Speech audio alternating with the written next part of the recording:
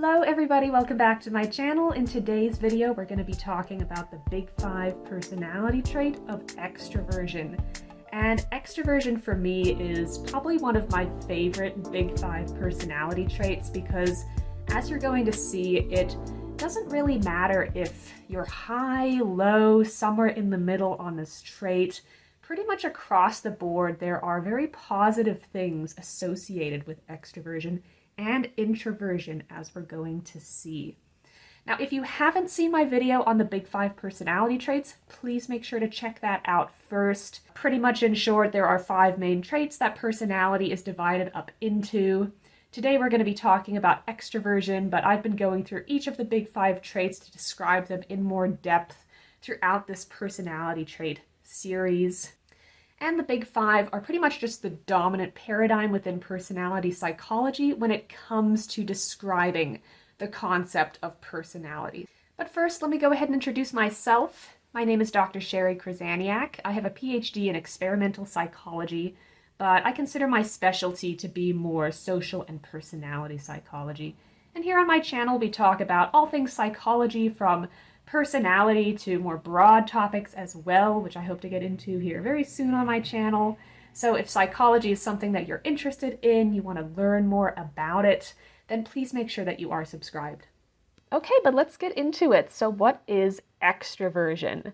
So to describe this trait, I'm going to be using what are called facets or subcomponents. So if you've ever looked at a scientific measure of the Big 5 personality traits, you may notice that they're divided up into facets. But kind of the confusing thing is that different measures of the Big 5 will utilize different facets. So the measure that I'm going to be talking about today is called the Big 5 Inventory 2, which to my knowledge is the most up-to-date version of a Big 5 measure or assessment. So the facets that the Big 5 Inventory 2 lists are sociability, assertiveness, and energy level. So let's get into each of these to more fully describe the trait of extroversion. So somebody who is especially sociable is someone who is most easily described as the life of the party. They love to be around people. They get their energy from being around people, from socializing. They're the person who has just this wide array of friends. They have no lack of people who they like to be around. Meeting new people is very easy for them. They tend to be very outgoing and very lively around people. Someone who is very assertive is somebody who is good at putting themselves out there. Being a leader might come more naturally to them. It doesn't scare them. It's something that they actually seek out. They like to be more dominant, and they also might be very good at influencing people, at persuading people, because they do have more of that natural leadership ability. This is something that comes very natural to them. And then finally, somebody who has a very high energy level is somebody who's going to really seek out activities that excite them. So they might be more of kind of a thrill seeker. They like to get out there. They like to do things that are fun and exciting, that stimulate them, you could say. They also tend to experience more very high positive emotions consistently throughout the day. So they do experience more happiness, more excitement, more eagerness, and things like that. And they tend to be more active individuals, both socially, both physically, and so on and so forth. They just have that higher kind of energy level. So I wanted to include some fun facts about extroversion based on science. Now, I do want to point out before I move on here that all of the relationships that I'm talking about are simply that, relationships. We say it time and time again in the world of science, and especially in psychology, that correlation is not causation. So I am not implying that being extroverted will then cause you to experience these various life outcomes. There's a relationship there. So what we find with extroversion is that extroverts tend to be happier, which probably makes a lot of sense because experiencing more positive emotions is kind of a cornerstone of extroversion. So it makes sense that they would be happier people as well. Extroverts also tend to have very good self-esteem, so they think very well of themselves. but they're also more likely to get sick or even be hospitalized, get into accidents, things like that.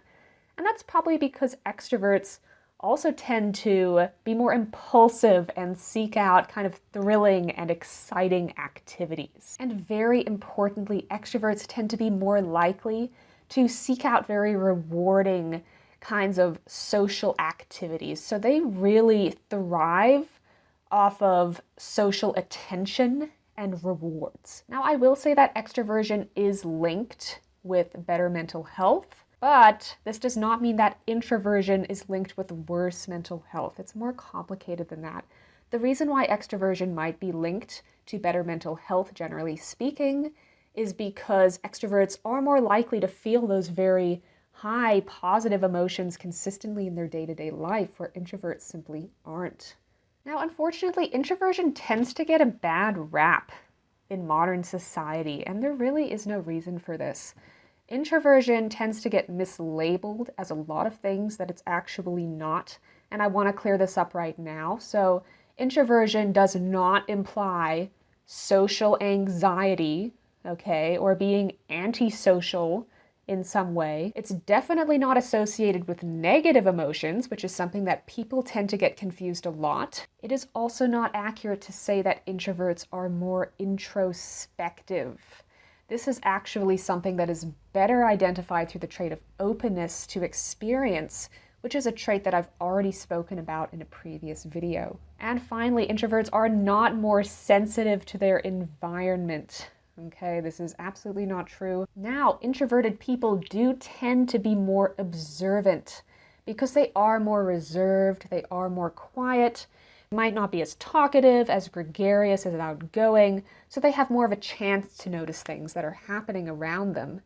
They also tend to be better listeners for this reason, because they're not as outgoing. And kind of a cornerstone of introversion is that introverts simply have less need for social interaction because they don't feel as much reward from social attention or engagement.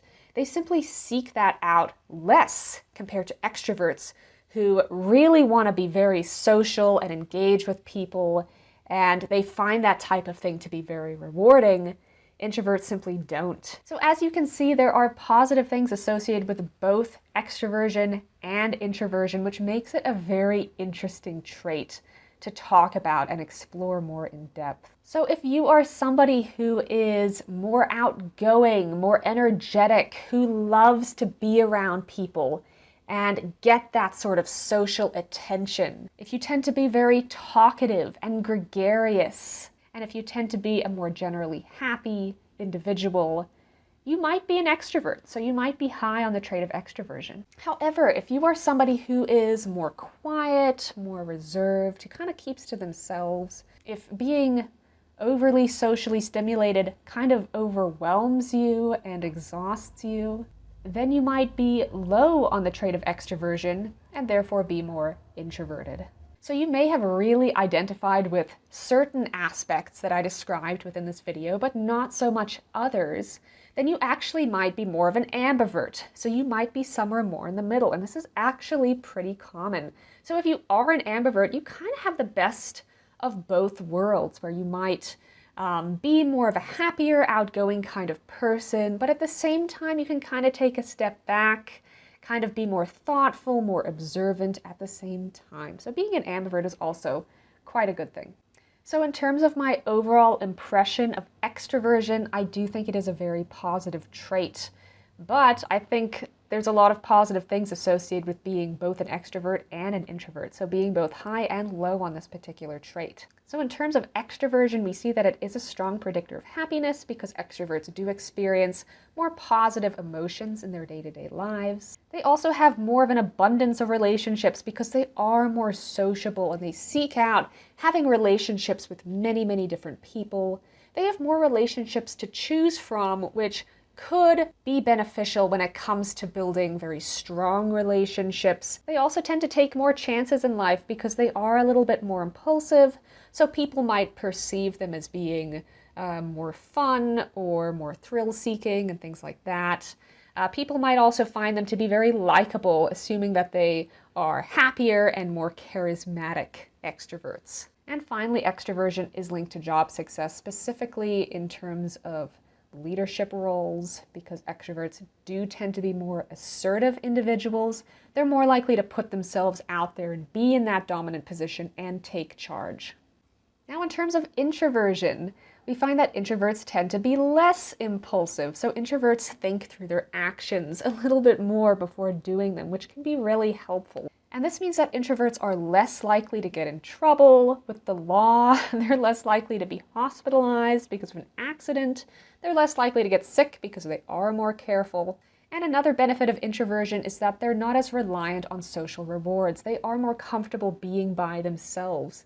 That doesn't mean that they can't also thrive in social situations, but they're just as comfortable being by themselves, doing something more solitary, and so on. Now, for your convenience, I have included a link in the description box down below where you can take the Big Five Inventory 2, which of course is the measure that I talked about at the start of this video in terms of the facets.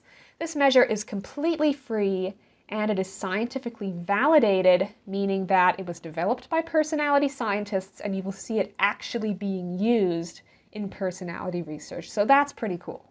So if you do like this kind of content, please make sure to subscribe to my channel if you want to see more psychology videos. Also, please make sure to give this video a thumbs up if you liked it, and ding that notification bell if you would like to be alerted as to my future uploads. I do try to upload at least once a week. So that concludes the trait of extroversion. I will see you in the next video.